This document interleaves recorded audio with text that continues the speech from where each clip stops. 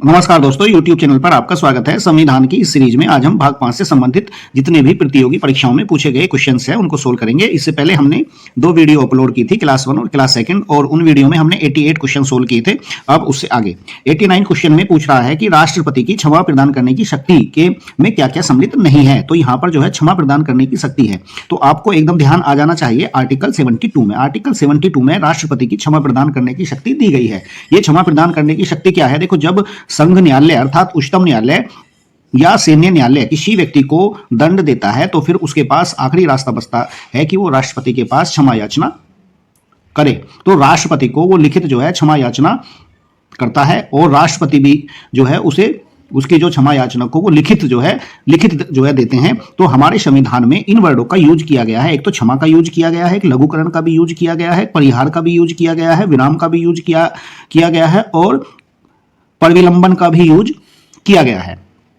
ठीक है। क्षमा का मतलब होता है कि आप सभी दंड से बरी कर दिए गए हो। लघुकरण का मतलब होता है कोई छोटा, लघुकरण का मतलब ये होता है कि उसको, जैसे मान लिया किसी को 10 साल की कठोर सजा है तो उसको कम कर देना, मान लिया 5 साल की सजा में उसको जो है ना बदल देना, और ये जो है विशेष परिस्थितियों को देखकर राष्ट्रपति ऐसा करते हैं। परिहार का मतलब ये है कि उसके दंड का ही रूप बदल देना। मान लिया किसी को कठोर सजा मिली हुई है 7 साल की, तो उसे किसी हल्की सजा में बदल देना, तो ये परिहार होता है। विराम का मतलब होता है उसको सजा को कुछ दिन के लिए रोक देना, तो ये भी विशेष परिस्थिति में किया जाता है। और परिविलंबन का मतलब होता है कि जो दंड है, जो सजा दी गई है, उसमें थोड़ा सा विलंब कर देना। ये भी विशेष परिस्थितियों में किया जाता है, ताकि जिसको दंड मिला है उसको अपील के लिए जो है समय दिया जा सके। तो ये इनका यूज किया गया है। बाकी फिर रोक और ये जो निरंतरता है, इन शब्दों का यूज हमारे कॉन्स्टिट्यूशन में नहीं किया गया है। तो आंसर हो जाएगा ये रोक और निरंतरता। देखते हैं, और ये ऑप्शन, ये छत्तीसगढ़ पीसीएस 2016 में क्वेश्चन पूछा गया था, और बिल्कुल इसने भी 6 और 7 माना है। ठीक है, छत्तीसगढ़ पीसीएस प्री 2016 में क्वेश्चन पूछा गया था। चलते हैं नेक्स्ट क्वेश्चन की तरफ, और नेक्स्ट क्वेश्चन में 90।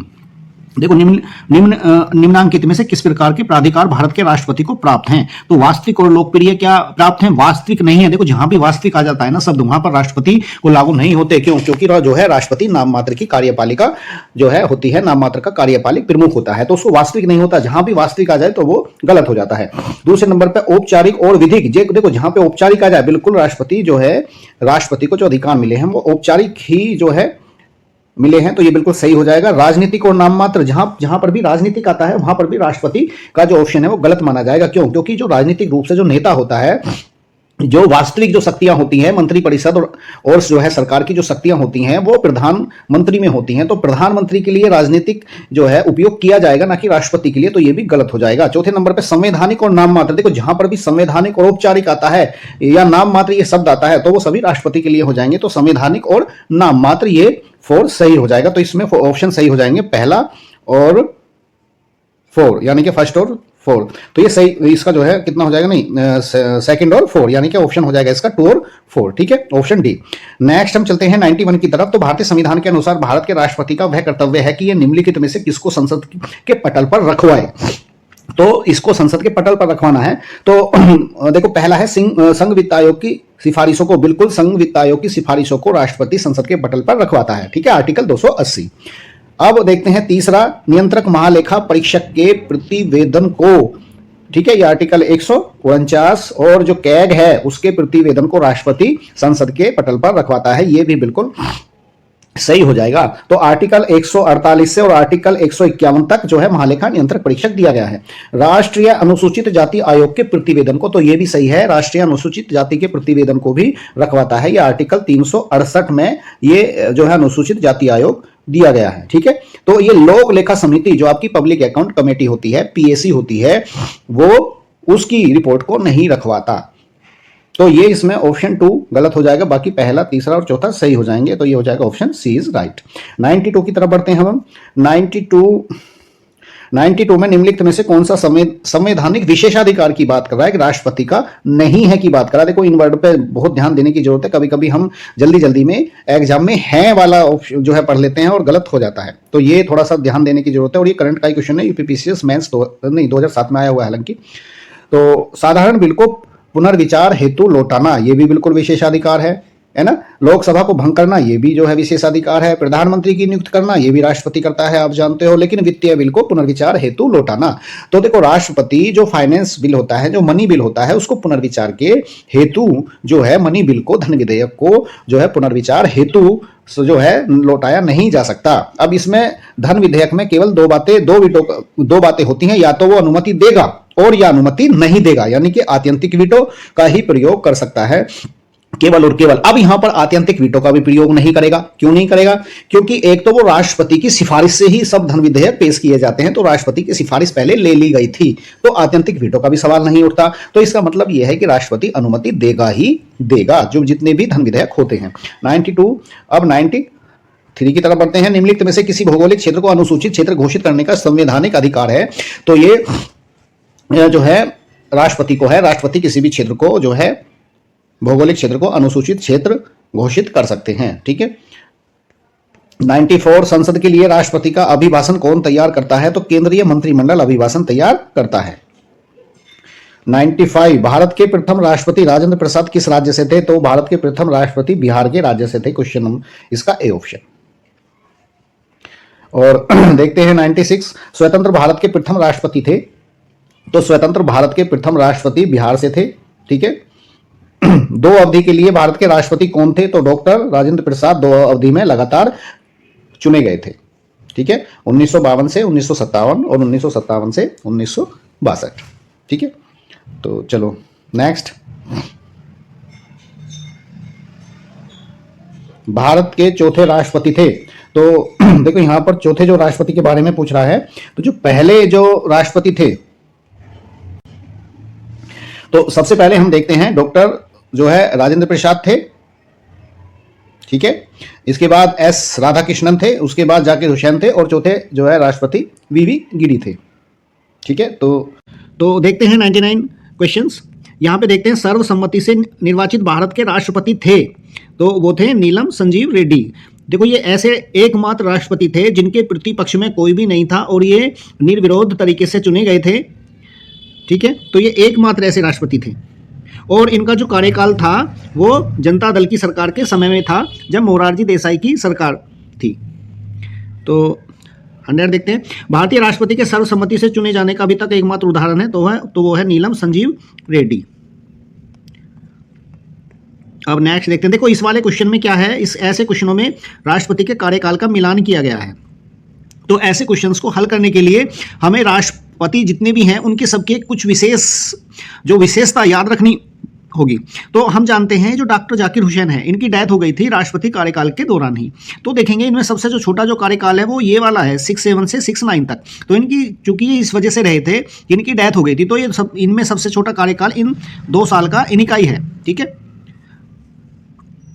लगभग 3 साल का। तो यहाँ पर देखते हैं डॉक्टर जाकिर हुसैन की यहाँ पर डेथ हो गई थी, तो ये आ जाएगा सी का 4। अब फिर देखते हैं उसके बाद फिर वीवी गिरी बने थे, तो उसके बाद 969 से 1974 तक वीवी गिरी रहे।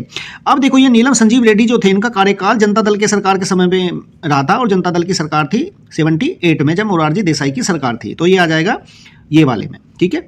और फखरुद्दीन अली अहमद का ये वाला हो जाएगा, तो इस तरह से ऑप्शन हो जाएगा सी। चलो अब नेक्स्ट क्वेश्चन है,